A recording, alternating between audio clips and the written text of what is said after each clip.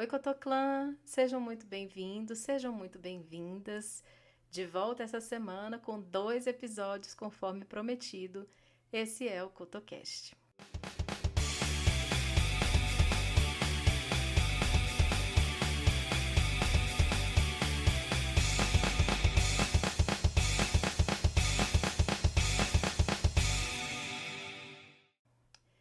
E esses episódios, eu acredito que não vão ter um tema central, mas vão trazer questões sobre como cada pessoa lida com a sua deficiência. E por que eu falo isso? Eu vivi algumas experiências ao longo dessas últimas semanas que me trouxeram reflexões bem densas, assim, bem profundas sobre isso, e eu queria compartilhar isso com vocês. Vou começar de trás para frente. Ontem eu assisti na Netflix o documentário Pódio para Tudo. É um documentário que traz um pouco da história das Paralimpíadas nos últimos anos, e ele seleciona alguns paratletas para poder contar um pouco, né, sobre a perspectiva deles e também de organizadores das Paralimpíadas.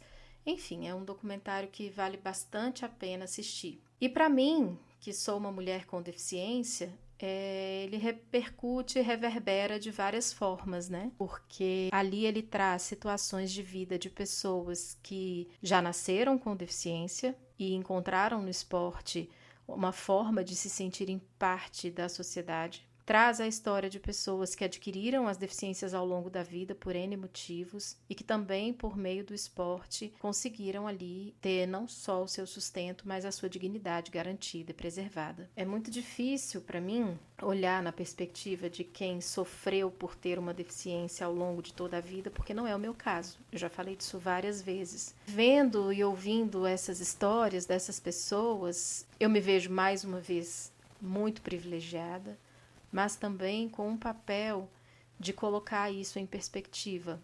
Como é a deficiência para cada um. Eu tive na semana passada, lá onde eu morava, no interior de São Paulo, ministrando uma palestra, né, parte de um curso para formação de futuros condutores de visitantes numa unidade de conservação no ICMBio, onde eu trabalho. E essa fala era sobre atendimento a pessoas com deficiência. E a gente sempre busca trazer, né, uma introdução histórico, aspectos legais, definição do que é a deficiência, para depois demonstrar para essas pessoas que estão ali se capacitando para ser condutoras a importância de você entender, né, o que é a pessoa com deficiência, o que é a deficiência antes de qualquer coisa, quais os impactos que isso pode ter na vida de cada um e, mais importante, saber como que isso impacta e, inclusive, como isso não impacta a vida de algumas pessoas. Mas mais do que isso, quando eu me vi ali falando para aqueles profissionais que vão ser condutores de visitantes numa unidade de conservação, levá-los para fazer passeios, o que eu acho mais importante de falar, e esse documentário só reforça isso, é que cada indivíduo é único. E eu vejo que as pessoas têm um pouco de dificuldade de trazer essa unicidade do ser, do indivíduo, para o contexto das pessoas com deficiência. Como se, como seres humanos, nós não somos colocados em caixas, né? Preza-se muito pela individualidade, mas quando estamos falando do grupo pessoas com deficiência, é como se a gente estivesse numa caixinha, que essa caixinha coubesse todo mundo e todo mundo que está lá pertencesse a essa caixinha. E na vida real não é bem assim. Tem muitas pessoas com deficiência que não se veem pertencente a essa caixona, que de caixinha não tem nada. Somos aí 10%, 15% da população mundial. Então, não é uma caixa pequena. Somos minoria, mas a caixa não é pequena. E lá dentro tem muita coisa dentro dessa caixa que nos rotula como pessoas com deficiência. Então, tem gente que lida bem, tem gente que não lida, tem gente que entende e compreende o movimento de alguém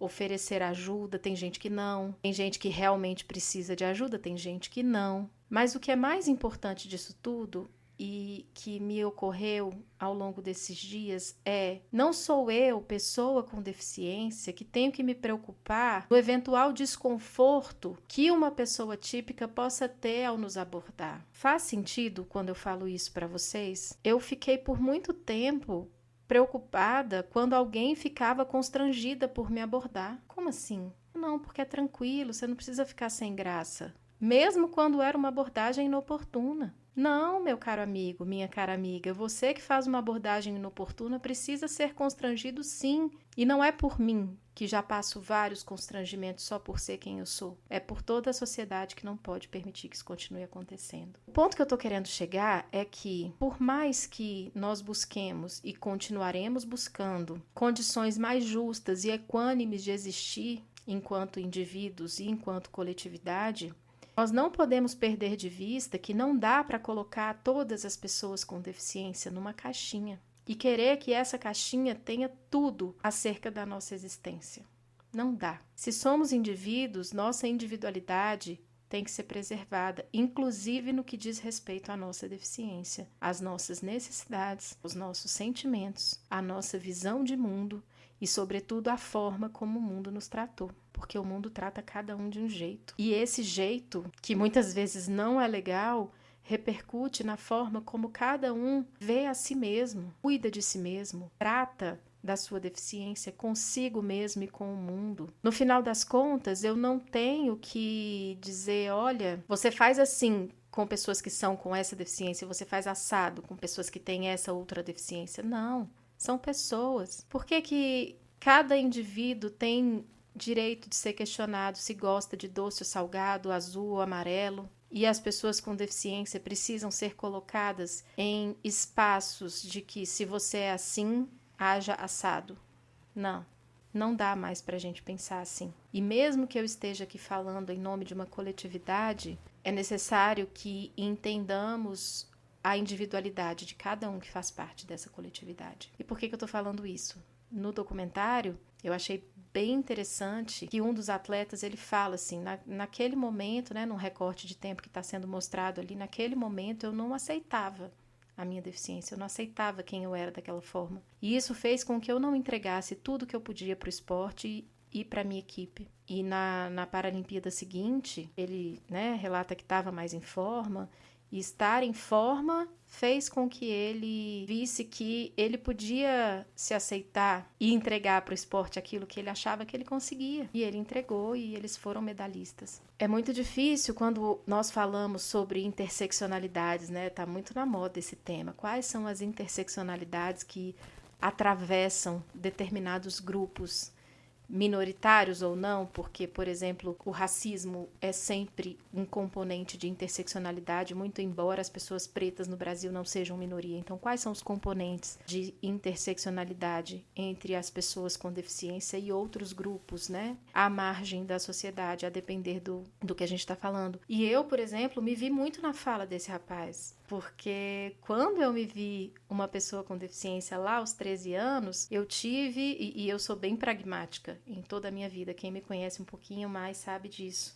É isso ou aquilo, eu vou seguir por um caminho ou por outro, eu vou tentar, eu vou racionalizar sobre o que eu quero, tentar, e se não der certo é um outro caminho. Para mim é muito simples isso. E eu não sou um monstro sem coração, eu só tento compor as coisas de acordo com as minhas necessidades e a visão de mundo que eu tenho, né, com o repertório emocional que eu tenho para lidar naquele momento. E naquele momento eu estava acima do peso. E eu pensei, bom, eu tenho 13 anos, eu nunca beijei na boca, a maioria das minhas amigas já fizeram isso. E pode ser por 2 motivos. Ou é porque eu sou gorda, ou é porque eu tenho uma deficiência. Olha aí as interseccionalidades que eu tô falando. A minha mão não vai crescer, mas eu posso emagrecer e ver o que acontece. E aí eu emagreci. Antes disso eu tive o meu primeiro beijo e tudo, mas assim, quando eu emagreci e me tirei daquele grupo vulnerável, que é o das pessoas obesas e que acabam sendo discriminadas por isso, é como se eu tivesse tirado um rótulo, ficou um só para eu lidar.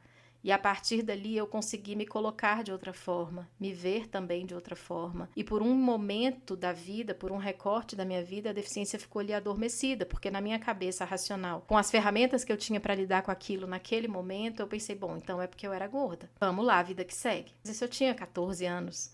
E depois a vida vai mostrando que, enfim, são outros recortes e outras componentes que fazem a gente estar ou não estar bem consigo mesmos no espaço que a gente tem. E esse rapaz, né, essa fala dele sobre o que ele podia entregar, mexeu muito comigo, porque é uma questão do julgamento dos outros, mas do julgamento dele consigo mesmo também. né? E a forma como ele se via e se colocava no mundo e como isso mudou. E ele viu que ele poderia fazer diferente, né? Sendo a mesma pessoa, fazer diferente.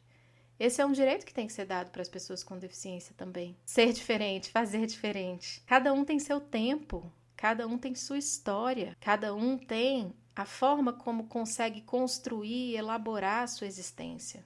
E ter que fazer isso com a sociedade te lembrando o tempo todo que você não faz parte dela como a maior parte das pessoas, é muito complicado. É muito complicado. Tem gente que passa uma existência inteira sem conseguir. Tem gente que vive com máscaras, aceitando rótulos que no íntimo ela sabe que não as pertence. E aí eu não tô falando só de pessoas com deficiência, tá, gente? Se isso fez sentido pra você por algum motivo, isso é pra você também, mesmo não tendo uma deficiência. Então, a ideia hoje é falar que nós somos muito mais do que um rótulo, nós somos muito mais do que um grupo que cabe numa caixinha, e nós somos indivíduos. Não tem fórmula mágica. É óbvio que nós tentamos agregar o máximo de características, mais uma vez, relacionadas às barreiras impostas pela sociedade para que a gente consiga existir em condição de equidade com as demais pessoas, para que a partir daí a gente consiga, sim, colocar numa caixinha de que forma o poder público, né, o Estado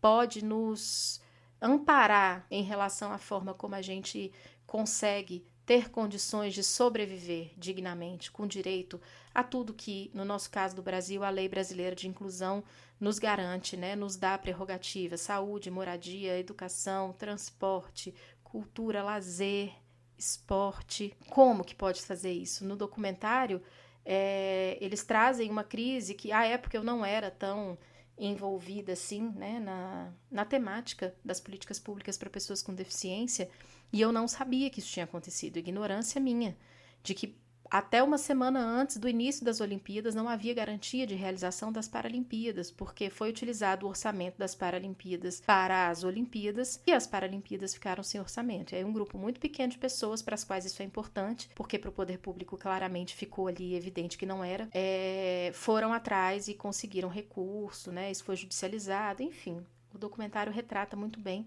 o que aconteceu à época, e eu tô falando do que foi dito lá nesse documentário, né? Eu tenho certeza que teve muito mais coisa, mas os atletas dando depoimentos de como aquilo afetou o psicológico deles, né? Nos preparativos imediatos ali antes das Olimpíadas. E por fim, você tem as primeiras competições esvaziadas de público, porque sequer a divulgação da venda de ingressos foi feita. Mas brasileiro é brasileiro, e é nessas horas que eu me orgulho muito, né? As pessoas compraram a ideia e viram o esporte, viram o atleta paralímpico ali e foram assistir, foram aplaudir. Então o Brasil comprou a ideia de que ali eram competições esportivas de altíssimo nível.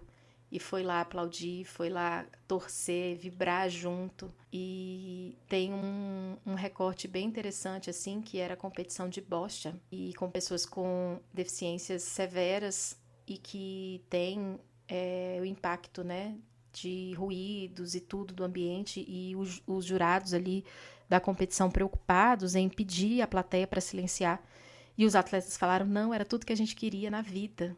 Era isso, era ser reconhecido pelo nosso potencial esportivo aqui, enquanto indivíduo, fora de uma caixinha. Esse tema vai continuar no próximo episódio e eu espero que vocês tenham gostado. Eu sei que eu divaguei bastante, mas é um turbilhão de coisas que vem na minha cabeça quando eu penso em rótulos, em como somos tratados, em como poderíamos ser tratados e pensados enquanto seres, indivíduos, nesse grande coletivo que é o das pessoas com deficiência. A gente vai falar mais sobre isso no próximo episódio, então eu te espero lá.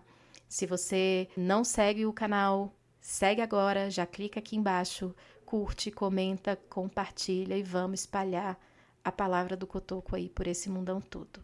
Um beijo e até a próxima.